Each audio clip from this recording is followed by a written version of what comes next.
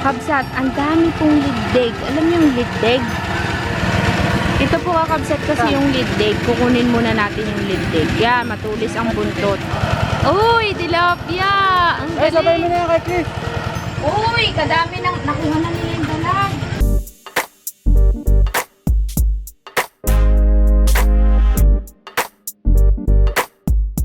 Good morning kakabsat. Nandito tayo ngayon sa farm at papatuyuan na po natin yung ating fish pond. Yan, huhulihin na po natin yung laman ng fish pond. Lilinisin po natin to kakabsat kasi magpapaalpas po tayo ng mga hybrid na tilapia dito kakabsat. Dahil sa marami pong dalag ay papatuyuan po natin to para malinis siya kasi kung hayaan lang natin dyan, kakainin ng mga predators yung ating mga fingerlings na papaalpasan dyan. Tinulungan po tayo ni Sis Shalimar Grospe. Thank you so much sis. At sila po yung nag-provide ng ating water pump. Sila po yung kasama nating mag-harvest dito sa fish pond. Yan. Exciting to kakabsat kasi sobrang lalim. Andyan na po sila. Malaki daw po yung fish pond natin. Kasi kahapon, malaki po sana yung dadalhin kabsat. Kaso lang, sobrang laki po, mabigat. Mahirap pong bitbitin dito. Kaya ang dinala nila kuya, ito po yung makinang dinala nila. Matagal to kuya, no? Matulog muna tayo. Matagal ito. Pinakita ko na to kay Shaay, nakaraan. Dapat ito ko sana kahapon. O ano, ba't hindi mo, ba't sirado pa rin dyan? Dapat aryado ka rin yan. Maano po yan, malalim. Hanggang ano po yan, lampas tao. May nilagay po kaming tubo labasan po ng tubig doon. Hindi siya umabot kasi malalim po ito, lagpas tao. Bukal po kasi yan. Mga ilang oras to kuya sa kasakali. Ay, maghapon niya yan. Maghapon. Pag yan lang, kailangan haba na andar yan, nahihiraman namin ng isang mas malaki. Para hindi sayang ang pandar. Di ba may dalawa, isang diesel, isang gasolina. Kasi may kapilang fish pan. Kasi pag ito laang, ang higop nito, baka lumipat nila yung may balong yan dyan. Diyan yan sa kanalang tapo natin. Ngayon pag ito lang, baka mas malakas pa ang balong nito. Lilipat yung tubig dito kasi magkalapit. Kasi baka yung kanya, dadaan ang tubig sa ilalim. Tatagas po dito sa atin. Ganun baga siya. Ito po ay nagbabaw lang isang beses nung sobrang init na ngayong taon. Kasi naulan-ulan, isa pa, may tubig yung kapila. Tapos itong kanal na to, hindi natakbo. Oho. Ito dapat masurvey. Yung kanal na yan, kung saan dapat bubuksan pa yan. Tulog ang tubig. Hanggang dun, ano po to ay patubig po to ay. Kaya ang gagawin natin, papandarin na lang natin to. Ngayon, hihiraman pa natin ng isang mas malaki na di... Gurami, o daming gurami. Gurami, pwede na. Magkarap ka na kami ko dyan. Pag napaigan nyo yan, di paigan nyo muna. Kung kailan nyo balak targetin ng laglagan, apugin nyo.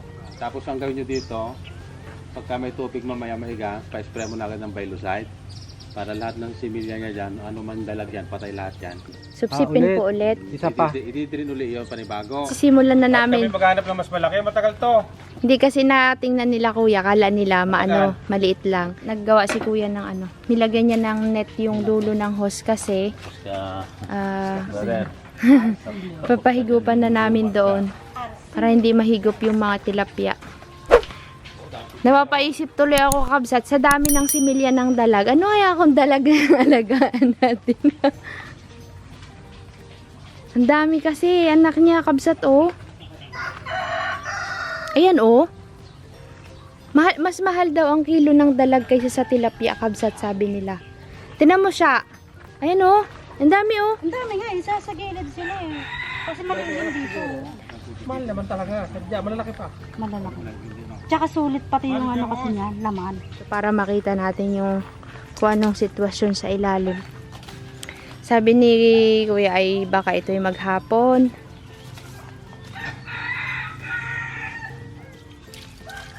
Nilalagyan po ng tubig.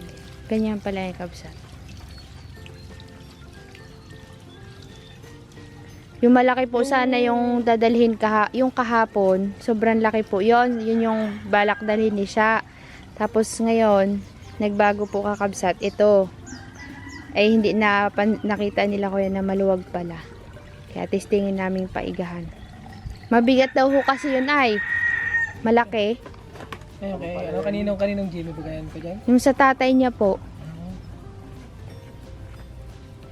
Kala daw ni kuya, gatabo lang daw yung tubig. Iba na te. Ayun oh, sa may yung pinaglagyan ni kuya ng tubig. Ako, hindi na ulit mag-under kabsat ah.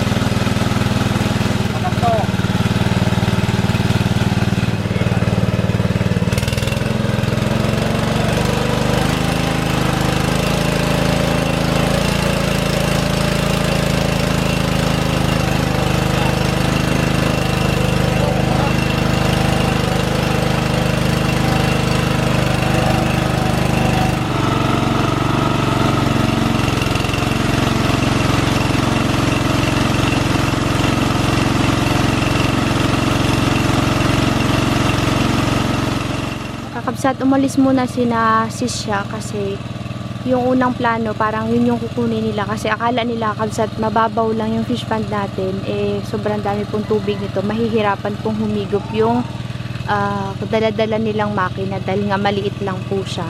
Ngayon lumabas po sila para kumuha ng mas malaki. Matagal to kabsat kasi malalim. Naglagay po kami ng kulambo doon kasi baka mahigop yung mga hipon, at least masalok kabsat. Di ako makapag-vlog doon kasi maingay.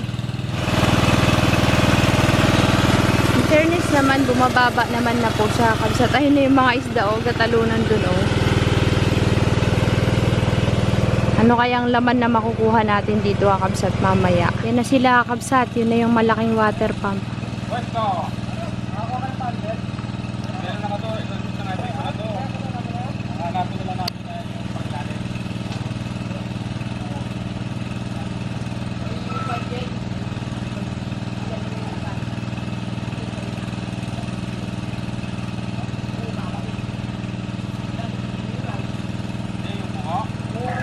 Dalawa na kabsat ang gagamitin. Kalaki.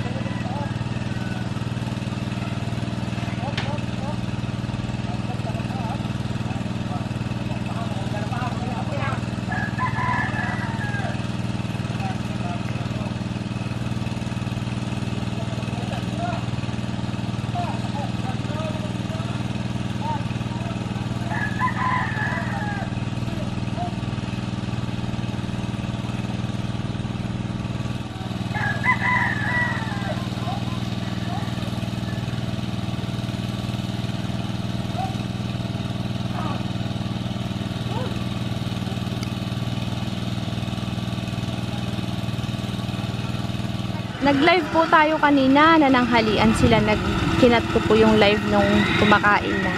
Ngayon po, ito yung update sa ating pagpapaiga ng fish pond.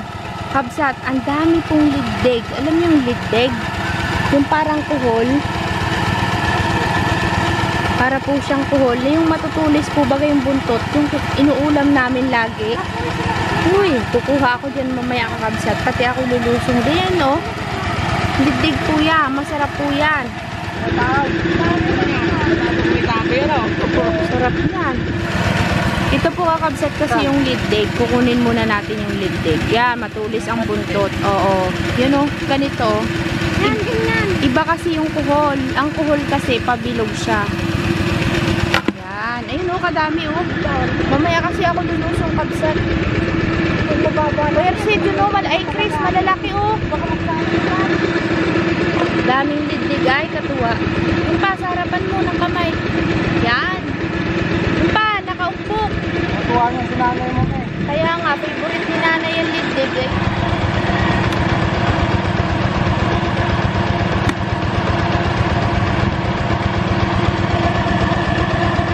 Ang mahal pa naman ang ligdeg. Oo. Tapon ay isang cup ng ano, ng noodles. Sa palengke, 35. 35. Dito lang pala sa inyo marami. Mamaya sis Dak, anuhin lang natin yung sayutin natin. Tapos iluglog natin pa. Tapos pipiliin lang natin, no? Oo. Wala, karaming dalag. Oh, yung ano niya, si Lilia. Nakatanong na nga, may malaki kanina. Ano kaya? Nakita mo? Ah, baka dalag na yun. Nagkatalunan na baga yung mga isda kakabsat.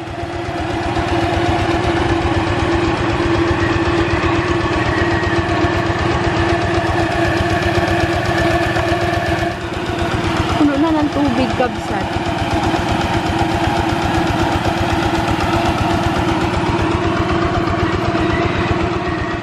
Kabsat, haggardness. Umuwi tayo dito sa bahay kasi may dumating po tayong dalawang box galing kay Tito Rod and Tita Josie from Houston, Texas. Salamat po ng marami Tito Rod and Tita Josie sa pinadala ninyong box. Pagpasensyahan nyo na po yung mga kalat po namin. Ito po yung box na dumating Tito Rod, o dalawa po. Maraming salamat po Tito, at meron na naman po kaming i-unbox. Balik na tayo sa farm kabsat kasi iniwan po natin sila. Ni-receive lang po natin tong dalawang box. Kakabsat, ito na po yung update dun sa pinapatuyuan. Kaso lang, ang dami pong tawag dito, yung bukal. Ito po galing dun sa kanal siguro to kabsat. E di bumabalik din po yung tubig. Tagal pa to kabsat. Buti na lang, di nag-ulan kuya. Nakisama ang panahon kakabsat.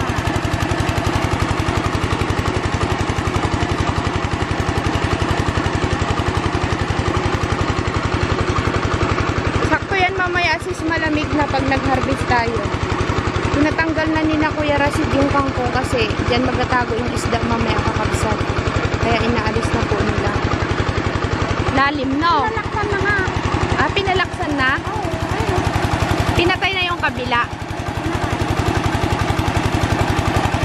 Hinaabot yung bus eh. Ah, maiksi na.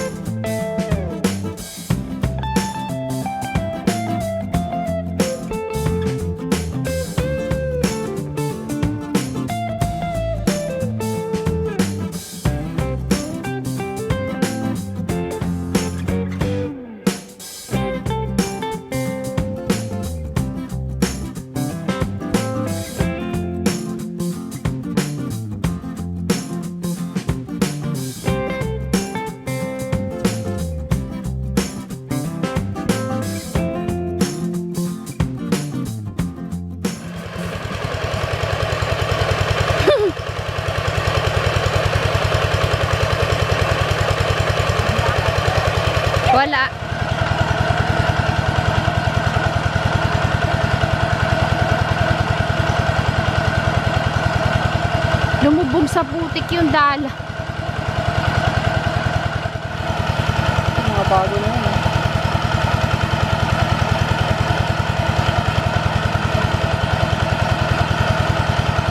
Yung mga nag-iiga, magaling dyan na. Ha? Yung papatuyo, ano, Oo. alam nila. Putik na pala eh.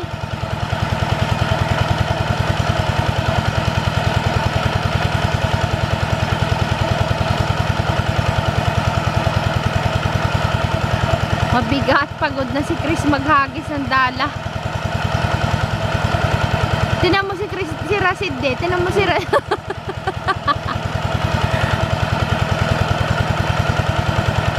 Uy, tilapia! Ang Eh, sabay mo galing! na yan kay Chris.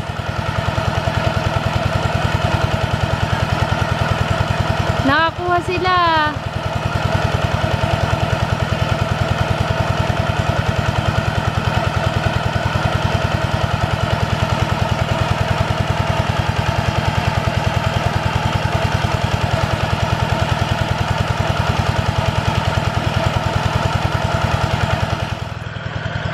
Kakabsat, yan yung na-harvest kanina oh.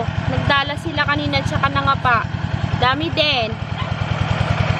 Nagalubog na daw sila sa putik ay. Kakabsat, ito po yung nung nahuli. Lilinisin na ni Chris at ulamin. Pinadalhan ko rin si siya ng ulam. Lundag. Dami din pala ano. Hanggang magdamag tayo dito kabsat. Di tayo uwi. Nakahuli sila ng isang dalag. At kakabsat, may hito. May hito po sa loob ng fish pond natin. Nasa putikan. Wala si Donabel. Kung kay Donabel yan, tinangay natin. Ano, nagatago sa tabi ko. Oh. Takot? Uy, takot si Delilah. Oh. Re? Uy, kabsat. Dinabina. Dito tayo matutulog. At hindi po natanggal ni Chris. Yan. Sila kasi kapag naglilinis ng tilapia, hindi nila tinatanggal to. Ako kasi, gusto ko tanggalin kasi kakabsat matinik ito. Mahirap linisin. Tsaka pag kinain mo, masyadong matinik. Matataba din naman kabsat yung tilapia. I-request ni kakabsat, prituhin daw. Prituhin ko na lang po yan. Nandun sila, nagkakabsat. Sila kuya. Nag-uwi na si Shalimar kanina ay. Ito yung hapunan natin dito sa farm. Sabi ni sis, ay pupunta daw sila dito. Wala pa naman. Hintay ko nga ay. Ha? Ha? Si Ate Joy. Sabi niya pupunta daw sila dito. Ano, binugunting ko to kabsat kasi matinit po ito, tsaka may mga dumiyan, mga putik. Kaya kailangan tanggalin. Yan. Natapos din naman ako kabsat sa wakas. Si Chris ang nagtanggal ng kaliskis at si Chris din ang nagtanggal ng mga bituka. Tsaka hasang. Yan. Yan na po yung ano oh. Yun, nalinisan niya. Isang ganyan. Yung nakuha ni Rasid yan, hinati ko kasi. Punong abala po ako ngayon sa kusina kabsat. Medyo nakakaramdam na po ako ng pagod. Hindi ako nakapag-vitamins ng pampalakas. Yan. Malalaki din. Ito yung hindi natin mahuli-huli sa pagdadala kabsat. Talain mo may mga ganyan pala dyan. Akala ko wala talaga ng laman. Meron pa rin pala. Ayun. Sakto din, sakto sa isang ulam na.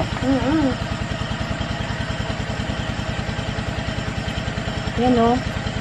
Kabsat, tinatanggal ko po yan. Tigas.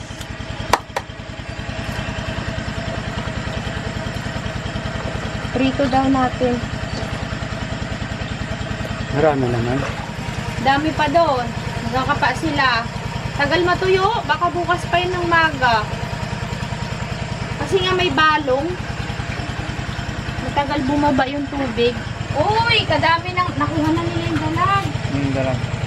Dami ah. Ito.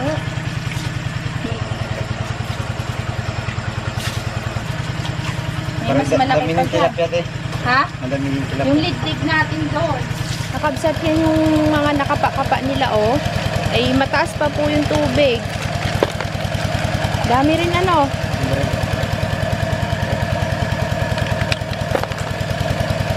Ba't kaya yung dalag ka, kuya, hindi makita? Baka bukas pa yan? Ano? Gandiyan pa lang. Pero sabi naman nila, matutuyo at matutuyo daw yan. Matagal nga lang. Ngayon, bibili po ulit tayo ng crudo. Nag-start kami ng alas 10. Parang alas 10 o ganyan. Ngayon po ay mag-alas 7 nakakabsat. Mukhang matagal to kasi lumalabas na yung mga tubig galing sa kanal. Ayan, dami oh. Iwanan muna namin sila Rasid dito at balik na lang po tayo kakabsak. Dito muna kayo kuya. Dito muna kayo. Balik na lang ako na magluto ha. Sige. Lakad na muna kami sa bayan tapos bibili ng crudo. Magluluto pa lang po kami ng hapunan dahil hindi ko po natuloy yung pagluluto kanina dahil bumili kami ng crudo. Diba nung nagpaalam ako sa inyo kanina na lalabas kami. Ngayon po ay maghahapunan tayo dito sa farm. Ano kaya, Chris? Sama-sama tayo ngayong gabi. Sige. Masaya mga kabsot. Kakabsat, i-end ko yung vlog natin dito para sa ating part 2. Mag-overnight po tayo dito sa farm. Magkita-kita po tayo sa ating susunod na video. Bye!